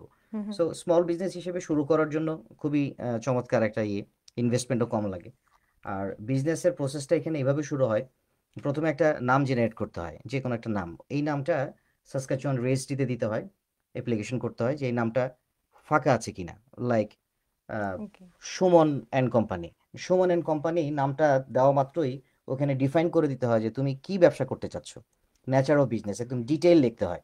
সো দ্যাট ওদের এআই ওরা দেখে, সার্চ করে যে সুমন কোম্পানি এবং এই ডেসক্রিপশনে কোনো নাম আছে কিনা। যদি না থাকে ওরা 2 উইকস সময় নেয়, এটার জন্য একটা চার্জ নেয় ওরা। দেন তোমাকে বলবে যে হ্যাঁ এই নামটা, চার্জটা কত টাকা নেয়? খুব সম্ভবত এটা $60 মতো, শুধু 60 সার্চ, টাকা, হ্যাঁ 60 প্লাস ভ্যাট। হ্যাঁ সার্চ করার জন্য। তো এই যে সার্চ করবে ওরা, দেন তোমাকে 2 সপ্তাহের মধ্যে একটা রিপোর্ট দিবে যে হ্যাঁ এই নামটা ফাঁকা আছে, ইউ ক্যান গো হেড। দেন তুমি সার্টিফিকেট অফ ইনকর্পোরেশন, এটাকে রেজিস্ট্রি, আমাদের বাংলাদেশে যেটা বলে ট্রেড লাইসেন্স, এটা করার জন্য তুমি অ্যাপ্লিকেশন দিবে। দেন ওরা আবার 2 উইকস টাইম নিবে। দেন তোমার নামে একটা সার্টিফিকেট ইস্যু করলো। Then you can start your business. এবং তোমার নেচার অনুযায়ী তুমি ইকুইপমেন্টস কিনবা, তুমি এমপ্লয়ি নিবা, অথবা নিজে কাজ করবা। বাট এটাই আসলে শেষ না। এখানে দিস ইজ কানাডা, সো এখানে কিছু কমপ্লায়েন্স থাকে। কিছু কমপ্লায়েন্সের মধ্যে আমার যেই আমার যেই বিজনেস নেচার, এটার মধ্যে 1 নম্বর হচ্ছে আমার WCB থাকতে হবে, তার মানে ওয়ার্কার কম্পেনসেশন বোর্ডের একটা রেজিস্ট্রি থাকতে হবে। এই জিনিসটা যদি আরেকটু ভেঙে বলি, সেটা হচ্ছে আমার কোনো এমপ্লয়ি বা আমি নিজে যদি কাজ করতে গিয়ে আমি আঘাত পাই বা আমি অসুস্থ হয়ে যাই, সেক্ষেত্রে এটার ইন্স্যুরেন্সটা কে দিবে? সে তখন দিবে WCB। পাশাপাশি কিছু ক্লায়েন্টসের রিকোয়ারমেন্ট থাকে লায়াবিলিটি ইন্স্যুরেন্স। বিকজ আমার একটা ক্লিনার অফিস ক্লিন করতে গিয়ে তার একটা ওভেন ভেঙে ফেললো, বা ফ্রিজটা নষ্ট করে ফেললো, বা একটা গ্লাস ভেঙে ফেললো, তখন ইন্স্যুরেন্সটা কে দিবে? আমি দিব না, তখন আমার যে ইন্স্যুরেন্স করা আছে সে কোম্পানি পে করবে। সো এই 3টা বেসিক রিকোয়ারমেন্ট হলে এখানে বিজনেস করা যায়। নাম্বার হচ্ছে রেজিস্ট্রি, তারপর হচ্ছে WCB, আর হচ্ছে আপনার liability insurance. Then you are ready to go. তো আমরা একটা কন্ট্রাক্ট দিয়ে শুরু করি, খুবই ছোট একটা কন্ট্রাক্ট। যদি এখনো ওই কন্ট্রাক্টটা আছে, এটা আমি যতদিন ওই কোম্পানি ডিসকন্টিনিউ না করে আমি কন্টিনিউ করবো। বিকজ ওকে। বাংলাদেশে একটা First. প্রবাদ আছে যে কি বলে, ভাগ্য না কি যিনি বলে, একটা ব্যবসার ওয়ার্ড আছে, লক্ষ্মী বলে। লক্ষ্মী বলে, রাইট? সো ওইটা বনি ওই customer। বনি কাস্টমার, রাইট? হ্যাঁ। সো সেই হিসেবে আমি এটা এখনো রেখে দিয়েছি। তো আলহামদুলিল্লাহ এখন আমার 12টা বিল্ডিং, পাশাপাশি আমরা রেসিডেন্সিয়াল কাজও করি। আমার সাথে আমার 3টা বাঙালি ভাই আছে, আমাদের কমিউনিটির লোক, আর একটা নাইজেরিয়ান মেয়ে আছে।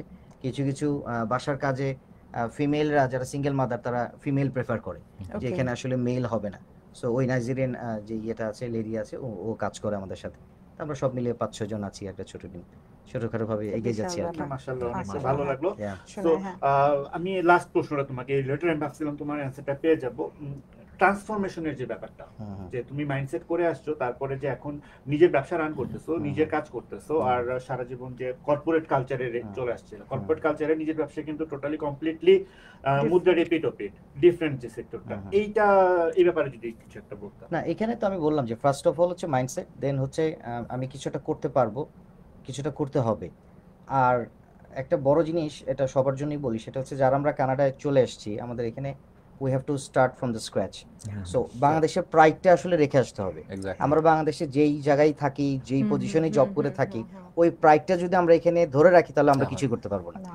সো খুব ইম্পর্টেন্ট কথা হুম, এক্স্যাক্টলি। হুম, সো হুম। ওইভাবে আমি নিজে ক্লিনিং এর কাজ করেছি। তো আমি দেখছি যে আমি যেই বিল্ডিং এর কন্ট্রাক্ট পেয়েছি, ওই বিল্ডিং এর সিইও সে আমার সাথে এসে ফ্লোর এক্স্যাক্টলি। ক্লিন হ্যাঁ, করতেছে। হ্যাঁ। সো এবং সে ওরা এনকারেজ করে এবং আমাদেরকে স্যার বলে যে স্যার তোমাদের কি হয়েছে, আমরা এখন অফিস কি ক্লোজ করব, বা স্যার তুমি কি এটা করো। তো এই জিনিসটা হুম, আমাদের হুম। খুব মানে ভালো ফিল দেয়। বাংলাদেশে যে জিনিসটা আমরা কখনো চিন্তাও করতে পারি না, এখানে সেটা আসলে সম্ভব। ডিফারেন্সটা এখানে। সো আর সুমন যেটা বললো যে ট্রান্সফরমেশন, আমরা গ্রামীণ ফোন থেকে ডেফিনেটলি একটা বড় সময় আমরা ওখানে স্পেন্ড করেছি। অনেক ট্রেনিং, অনেক লিডারশিপ, অনেক ভালো ভালো বসদের সাথে কাজ করেছি। ওই অ্যাচিভমেন্টগুলাই আসলে এখানে আমি কাজে লাগাতে চাচ্ছি, যে আমার সেই আপা যেটা বললো যে পিপল লিডারশিপ স্কিল, আমার নেগোসিয়েশন, কমিউনিকেশন স্কিল। সো আমার ভিতরে যেটা বিল্ড করে দিয়েছে গ্রামীণ ফোন, সেটা যদি আমি ইমপ্লিমেন্ট করতে পারি আমার বিজনেসে, তাহলেই কিন্তু আমি ultimately successful, hmm, right? Hmm. So right, yeah, that's all. Thank you. তো আমরা আসলে আলোচনা করতেছিলাম, অনেকগুলো টপিক আমরা কভার করে ফেলছি, আমাদের সময় অলমোস্ট শেষের দিকে, আমরা অল্প কিছুক্ষণ আমাদের সময়টা আছে। তো আমি পরবর্তী যে জিনিসটা প্রশ্নটা করবো আপনাদের সবার কাছে, গ্রামীণ ফোনকে মিস করেন? অনেক আমরা অনেক অবশ্যই। মিস করি, অনেক ভাইয়া। অনেক। অনেক মিস করি। অনেক। আচ্ছা, ওকে। আমি আমার বাঙালিকে মিস করি। তো কেন মিস করেন?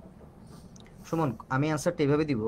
গ্রামীণ ফোনে যখন আমরা জয়েন করেছি হুম। 2006, 7, 8, আমাদের লাইফের যেই একদম মানে কি বলবো ক্রিম টাইম বা প্রাইম টাইম, ওই সময়টা কিন্তু আমরা গ্রামীণ ফোনে দিয়েছি। হুম, হুম, এবং যেটাকে বলা যায় ফার্স্ট লাভ কখনো বলা যায় না। Exactly. সো গ্রামীণ ফোন কিন্তু আমাদের সবার জন্য ফার্স্ট লাভ। ফার্স্ট আমি আজকে এই জায়গায়, আমরা সবাই এই জায়গায়, এটার এটা- পিছনে কিন্তু গ্রামীণ ফোন একটা অবদান বিশাল আছে। অবদান আছে। এবং তোমাকে একটা জিনিস বলি সুমন, আমরা সবাই এই ট্রেনিংটা কয়েকবার পেয়েছি, সেটা হচ্ছে ভ্যালুজ। ভ্যালুস। গ্রামীণ ফোন 4টা ভ্যালুজের উপরে চলে, হুম, হুম।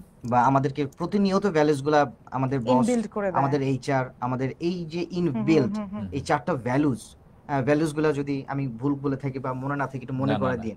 নাম্বার 1 হচ্ছে be respectful, Yeah, Yes, be inspiring, yes. কি প্রমিসেস, আর একটা হচ্ছে make it easy. make it easy. এই যে 4টা ভ্যালুস, এই ভ্যালুজের উপরে আমরা কিন্তু আসলে আমাদের ক্যারিয়ার বলেন, আমাদের লেখাপড়া শেষ করার পর থেকে এই পর্যন্ত আমাদের, এবং শুধু তাই না, আমার মনে হয় সারা জীবনে আমরা এই 4টা ভ্যালুস আমাদের হার্টে করব, ধারণ করব। করবো।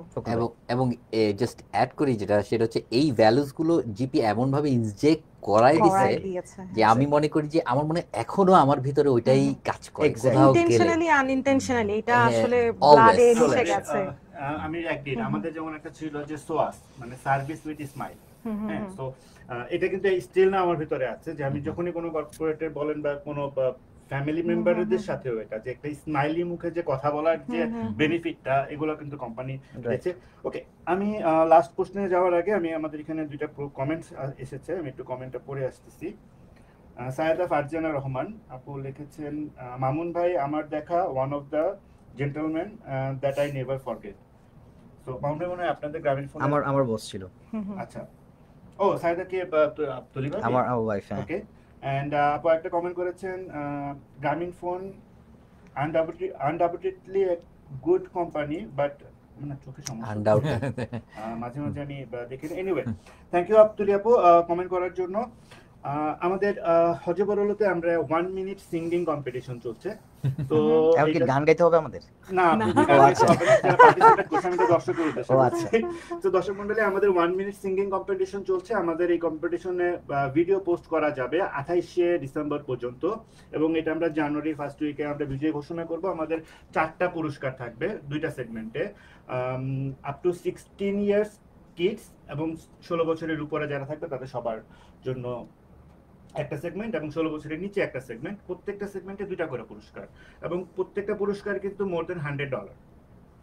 সো বিজয়ী হবে 2টা ভাবে। ফার্স্ট ভাবে বিজয়ী হবে যার যে পোস্টে লাইক বেশি পড়বে, লাইক কমেন্ট বেশি পড়বে, সেভাবে সে হবে ফার্স্ট প্রাইজ। এবং আমাদের একটা জাজ বিচারক মণ্ডলী আছে, তারা দ্বিতীয় ক্যাটাগরিতে বিজয়ীকে সিলেক্ট করবে। সো 2টা ক্যাটাগরিতে 4টা বিজয়ী, এবং প্রত্যেকটা পুরস্কার ওভার $100। সো দর্শক মণ্ডলী, যারা যারা গান পারেন, গুনগুন করে পারেন, যেভাবে পারেন, 1 মিনিটের সিঙ্গিং কম্পিটিশন, গান পোস্ট করুন, and you might no get the prize, you never know. এবং এর পাশাপাশি আমাদের আজকে আপনারা কমেন্ট করে অবশ্যই জানাবেন। আমাদের বক্সিং ডে চলছে আজকে, সো আজকে এটা বক্সিং ডে স্পেশাল। ওকে কে কি বক্সিং ডে উপলক্ষে কে কি শপিং করলেন, কে কি কিছু, আপনারা কেউ কিছু কিনেছেন না, বক্সিং ডে উপলক্ষে? আমি কিছু কিনিনি, আমার ওয়াইফ কিনেছে। বাতান বডিতে আজকে বোধহয় একটা ইয়া ছিল, ওদের অফার ছিল 495-এ বোধহয় অনেক কিছু পাওয়া যায়। সো মোটামুটি সে 2 ব্যাগ ভর্তি করে নিয়ে এসেছে। সো অনেকেই কিনেছে আমি জানি আমরা। সো আমাদেরকে কমেন্ট করে এগুলো জানাবেন আপনারা এই বক্সিং ডে তে কে কি কিনলেন। সো আমরা আসলে আমাদের লাস্ট প্রশ্নটা করব। আমাদের সময় একদমই শেষের দিকে চলে এসেছি। আপনাদের কি মনে হয় যে এখানে ভালো আছেন নাকি গ্রামীণ ফোনে ভালো ছিলেন? এই প্রশ্নটা যদি আপনাদের করা হয় যে আপনারা কে কি উত্তর দিবেন? আসলে ভালো লাগাটা তো আপেক্ষিক বিষয়। আমরা গ্রামীণ ফোনও ভালো ছিলাম, বাংলাদেশেও ভালো ছিলাম, এখানেও আলহামদুলিল্লাহ আমরা ভালোই আছি। তো আমি আসলে মানে কোনটার সাথে কম্পেয়ার করব না। আমাদের দেশ আমাদের কাছে বেস্ট, এবং বাংলাদেশের উপরে কোনো দেশ পৃথিবীতে নেই, বিকজ এটা আমাদের মাদারল্যান্ড, কখনোই আমরা ভুলবো না। সেটাই। হ্যাঁ, কানাডাতে এসেছি হয়তো আমরা আমাদের ফিউচার জেনারেশনের কথা চিন্তা করে, হয়তো তাদের বেটার এডুকেশনের জন্য এসেছি, বেটার ফিউচারের জন্য এসেছি, বাট তার মানে এই না যে বাংলাদেশে আমরা ভালো ছিলাম না। অবশ্যই আমরা ভালো ছিলাম, থাকলেও ভালো থাকতাম, এখানে হয়তো আরেকটু ভালো থাকার জন্য এসেছি। সো দুইটা আসলে দুই বিষয়, এবং দুই জায়গায় আমরা ভালো ছিলাম, ভালো আছি। হুম। এবং ভালো লাগাটা কিন্তু মানে নিজস্ব একটা ব্যাপার আর কি, রাইট, কে আসলে কোন পার্সপেক্টিভে ভালো থাকাটাকে রাইট। কাউন্ট স্টোরিটা করতে। ডিফারেন্ট, এক একজনের হ্যাঁ, স্টোরি এক এক রকম। তো কিছু কারো ভালো হুম। কেউ হয়তো বা মানে ভালো লাগাটাকে চিন্তা করে নিছে যে আমি আমার ফ্যামিলিকে নিয়ে একটা ওয়েল ফিউচার চিন্তা করে এখানে আসা। আবার কেউ চিন্তা করতেছে কারণ হয়তো এই নিজের দেশে এই হয়তো টাইম দেওয়ার মতো টাইম পেতো না, কারণ এখানে হয়তো অনেক টাইম পাচ্ছে কাজের। আবার অনেক সময় হচ্ছে যে এটা ডিফারেন্ট স্টোরিও হতে পারে। So it's depends on, but overall যদি বলি বাংলাদেশে ভালো ছিলাম এবং এখানেও আলহামদুলিল্লাহ ভালো আছি। আছে। তো এবং এখানে ভালো থাকার মধ্যেও কিছুটা চ্যালেঞ্জিং কিছু লাইফ যাচ্ছে, because it's a new country, new beginning. হ্যাঁ, একটা so fast that's pace why country. এই হ্যাঁ। ইয়াটা আসে। এবং এখানে যেটা মানে শুরুতে আমরা বলছি যে মাইন্ডসেট, আমাদের মাইন্ডসেট গুলা কিন্তু ওই যে ওখানে চ্যাপ্টারটা একটা ক্লোজ হয়ে আসছে এবং এখানে নিউ ভাবে স্টার্ট করা, একেবারেই জিরো থেকে একদম জিরো থেকে স্টার্ট করা, like it's like I M a new born এখানে। বর্ন, হ্যাঁ। যেভাবে সেভাবে আর কি। তো অবশ্যই ভালো আছি, আলহামদুলিল্লাহ। গুড।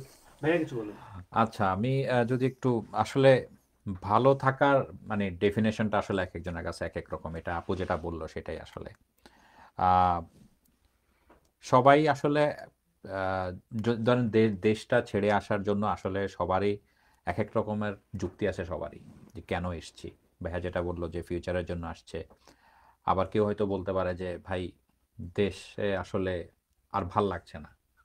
হ্যাঁ, মানে দেশটার এমন একটা অবস্থা হয়েছে যে আর ভাল লাগছে না। বাট স্টিল যে লোকটাই কথা বলছে তাকেও যদি আপনি দেখেন যে জাতীয় সঙ্গীত শুনে তারও চোখে পানি চলে আসে। আসলে মানুষ তো ধরেন জীবনের অর্ধেকের বেশি সময় যেখানে অতিবাহিত করেছে, সেখান থেকে ছেড়ে তা আসলে অন্য জায়গায় মানে যাওয়াটা অনেক বড় একটা চ্যালেঞ্জের ব্যাপার, অনেক বড় একটা ডিসিশনের ব্যাপার, সাহসেরও ব্যাপার।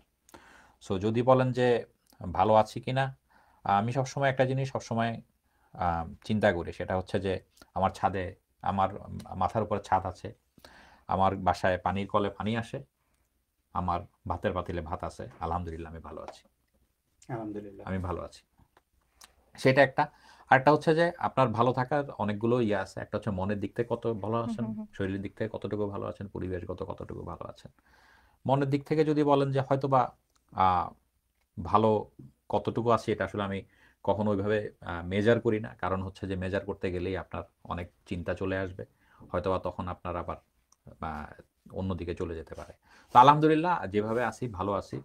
ডিসিশন যেটা নিয়েছি সেটা নিয়ে আসলে রিগ্রেট করার কিছু নেই, পিছনে তাকানোরও কিছু নেই। আমরা আপনারা হয়তো মাঝে মধ্যে দেখবেন যে সোশ্যাল মিডিয়াতে একটা ভিডিও হয়তো আপনাদের চোখে পড়েছে কিনা, সেটা হচ্ছে যে একটা ইমিগ্রেন্ট শুধুমাত্র যে একটা দেশ থেকে এক দেশে চলে গেছে সেটা আসলে না, সে শুধু 2টা বক্সে করে তার সবকিছু নিয়ে চলে এসছে। এটা আসলে খুব বড় একটা স্টেটমেন্ট। ইয়েস, আসলে এটা আমরা যারা আসছি তারা আসলে বুঝতে পারবো এটা। তো আমাদের এই শোটা বেসিক্যালি আমরা ইমিগ্রেন্ট লাইফস্টাইলের উপর ফোকাস করে করি। তো আমাদের দর্শকদেরও মোটামুটি 90% ইমিগ্রেন্ট। সো আপনার কথাগুলো কিন্তু বাকি আমাদের দর্শকের সবাই বুঝবে। হুম। সো এটা একটা আমাদের যেহেতু অডিয়েন্স বেস একটা ফিক্সড একটা লেভেলে আমাদের আছে। Hmm. So anyway, any last comments? Ah, Grameenphone নিয়ে যেহেতু বলছি, গ্রামীণ হুম। ফোনকে মানে ফিউচারের জন্য আরো বেশি বেশি উইশ করি গ্রামীণ ফোন এরকম নাম্বার ওয়ান ব্র্যান্ড থাকুক বাংলাদেশে, আরো বেশি ক্লায়েন্টের সাথে ইমোশনালি অ্যাটাচ থাকুক। এবং এইটা একটা ফিলিংস যে শেয়ার করি, আমি আজকে আসার আগে চিন্তা করছিলাম কি বলবো, অনেক কিছু বলার আছে। তো আমি চিন্তা করছি যখন দেশে যাব আমি অবশ্যই জিপি হাউসে যাব, রিজনাল চিটং অফিসে যাব। তো গার্ডের ওখানে আমাকে এন্ট্রি করে ঢুকতে হবে। এটা যদি না হতো অনেক ভালো লাগতো, মানে আমার তখন চিন্তা করতেই না কান্না চলে আসছিল যে আমি জিপি হাউসে ঢুকছি বা আমার রিজনাল অফিসে ঢুকছি। আমি সবসময় এটা বলি যে আমার মনে হতো আমি আমার বাসায় আসছি। বিয়ের পরে কি হয়, শ্বশুর বাড়ি থেকেছি, পরে নিজের বাসা হয়েছে, তারপরে ওটা ধরেন রেন্টে ছিল, বা বাবার বাসাটাও বাবার বাসা হয়েছে। বাট ট্রুলি আমার গাড়ি যখন রিজনাল অফিসে ঢুকতো, চিটং রিজনাল অফিসে গিয়েছেন ভাইয়া? ঢুকতো, বিশাল গেটটা যখন খুলে যেত, গার্ডরা খুলে দিচ্ছে, এবং আমাদের কালচার ছিল যে গার্ডরা একটা সেলুট দেয়, হ্যাঁ। আমার কাছে মনে হতো এটা আমার বাসা, আমি সিকিউর। নন কমপ্লেন অনেক কাজ করেছি, বাসা সোনা দানা টাকা আমার গ্রামীণ ফোনের লকারে রেখে দিয়েছি। তার মানে পুরো ওয়ার্ল্ডের সিকিউর একটা প্লেস ছিল আমার অফিস আমার জন্য। সো ভালো থাকো গ্রামীণ ফোনের সবাই, কলিগদের অনেক মিস করি। এই তো। আমি একটা ছোট্ট ঘটনা বলে মানে আমার পার্টটা শেষ করতে যাচ্ছি। আমি তো 2020-এ রিজাইন করি। তখন আসলে ফুল কোভিড, অফিস ক্লোজ, এইচআর থেকে শুরু করে কেউ তো ছিল না তখন। তো ফোনেই সবকিছু ইয়ে করা হলো, ফর্ম টর্ম পাঠিয়ে দেওয়া হলো মেইলে যে সব ফিল আপ করে পাঠিয়ে দেন। আইডি কার্ডটা খালি জিপি হাউসে গার্ড রুমে জমা দিতে হবে। তো গার্ড রুমে জমা দেওয়ার আগে গার্ড আমার দিকে তাকে বললো, স্যার চলে যাচ্ছেন? আমি বললাম হ্যাঁ যেতে তো হবেই, এক সময় না এক সময় তো সবাইকে যেতে হবে। তখন বললো, স্যার আপনি যদি পাঞ্চ করেন তাহলে গেটটা খুলবে, আপনার ছবিটা আসবে, আপনি একটা ছবি তুলে নেন। গার্ডটাও খুব ইয়ে ছিল। তা আমি লাস্টবারের মতো কার্ডটা পাঞ্চ করলাম, যে আমাদের এক্সিটের উপরে একটা ছবি ছবি আসে, চলে আসলো, হ্যাঁ। সে 2006 সালের ছবি তোলা। তো ছবিটা আসলো, তো কার্ডটা জমা দিয়ে দিলাম, এবং তখন খুব একটা ফিল হলো যে ছবিটা আর কখনো আসলে আসবে না, this is the last time. কারণ হয়তো গ্রামীণ ফোনে আর কখনো আসা হবে না, এই ছবিও থাকবে না, এই কার্ডও থাকবে না, কোনো কিছুই থাকবে না। তো এইভাবেই লাস্ট আমি মানে চলে আসলাম আর এক্স কি। গ্রামীণ ফোন এমপ্লয়ি, এটা হ্যাঁ, কেমন একটা খোঁচা খোঁচা লাগে, হ্যাঁ, মানে খোঁচা লাগার কিছু নাই, আমি অ্যাকচুয়ালি রাইট। প্রাউড একটা লাগার কথা। ছোট্ট আবার জিনিস শেয়ার করি একদম শেষে। ওই যে আনন্দ ভাইয়ের কথা যেটা বললাম, যে আমরা আমাদের প্রথমে কল সেন্টারটা ছিল হচ্ছে ক্রিস্টাল পয়েন্টে, হ্যাঁ, গুলশান 1 নম্বরে। তো যখন বৃষ্টি হইতো এটার একটা দরজা দিয়ে পানি ঢুকতো। তো একদিন রাতে আমরা এরকম লেট নাইট ডিউটি করতেছি, তো আনন্দ ভাই দেখতেছে যে ওরকম পানি ঢুকতেছে, উনি হচ্ছে যে পানি ইয়া করতেছে, বের করে করে, মানে ওখান থেকে সেচে সেচে পানি বের করতেছে। তো আমি বলতেছি, ভাই কি করতেছেন, এটা তো আপনার কাজ না। কয়, দেখ আমরা দিনের মধ্যে 8 থেকে 10 ঘন্টা এই অফিসে থাকি, এটা তো আমার আরেকটা ঘর, সেটাই। এটা আমার আরেকটা ঘর, আমি কেন করব না আমার ঘরের জন্য। So, ওই ফিলটা আমাদের শেষ পর্যন্ত ছিল আর কি, যে গ্রামীণ ফোন আসলে আমাদের একটা ঘর ছিল, আমরা সবাই আমাদের ওন একটা বাড়ি করতাম, ছিল, own পুরো করতাম। কোম্পানিটাকে ওন করতাম, আমরা- আসলে নিজের মনে করে কাজ নিজের করতাম। মনে করেই তো কাজ করতে। ধন্যবাদ সবাইকে। আমরা শেষ করার আগে আমরা দুইটা কমেন্ট চলে আসছে, আমার ইম্পর্টেন্ট কমেন্ট মনে হচ্ছে, সো আমি কমেন্ট দুটো পরে আমরা শেষ করব। জি। আমাদের রিজনের সোহাগ আহমেদ ভাই লিখেছেন, মোস্তফা আমির ভাই brings the skill of sincerity and punctuality in the cleaning industry, cleaning service. This skill have been widely missing from this industry. Thank you, তোমাকে অ্যাপ্রিশিয়েট করছে। থ্যাংক ইউ শোক ভাই, I will And- keep this ইনশাআল্লাহ। And Bobby ভাই, আমাদের নিয়াজ এখন ববি ভাই, বাংলালিংকের কলিগ, উনি লিখেছেন, সালাম and best wishes to all, let's make an ex telco alliance. ইনশাআল্লাহ। ইনশাআল্লাহ। সেম টাইপের মানুষদের আড্ডা দেওয়ার জায়গার বিশেষ অভাব এখানে। অবশ্যই, হ্যাঁ, দরকার, খুব ভালো একটা খুব জিনিস ভালো বলছেন, একটা খুবই দরকার। আইডিয়া। যে একটা যদি এক্স টেলকো করা আমাদের যায়। টেলকো মানুষের কথাবার্তাগুলো কিন্তু আমরাই বুঝবো, আমরাই বুঝবো, এটা আসলে আসলে। Industry Similar. বেস, তাই না? Similar. ব্যাংকের ওরা Similar ওদের to, কথা বুঝবে, হ্যাঁ। আমাদের তো ব্যাপারগুলো। থ্যাংক ইউ সবাইকে যারা হ্যাঁ। আমাদের সাথে ছিলেন, এন্ড আমাদের গেস্টদেরকে আজকে যাওয়ার আগে আরেকবার বলে যাচ্ছি, আমাদের 1 মিনিট কম্পিটিশনের লাস্ট ডেট 28শে ডিসেম্বর। 28শে ডিসেম্বরের মধ্যে ছবি গান পোস্ট করুন, এবং একজন সর্বোচ্চ 3টা গান পোস্ট করতে পারবেন। Okay. সো গান পোস্ট করুন এবং জিতে নিন আমাদের তরফ থেকে আকর্ষণীয় পুরস্কার। ভালো থাকবেন যে যেখানেই আছেন। শুভ সকাল বাংলাদেশ, শুভ সন্ধ্যা কানাডা। ধন্যবাদ সবাইকে। Thank Thank you. you. ধন্যবাদ। Audible, Thank you. okay. Thank you so much.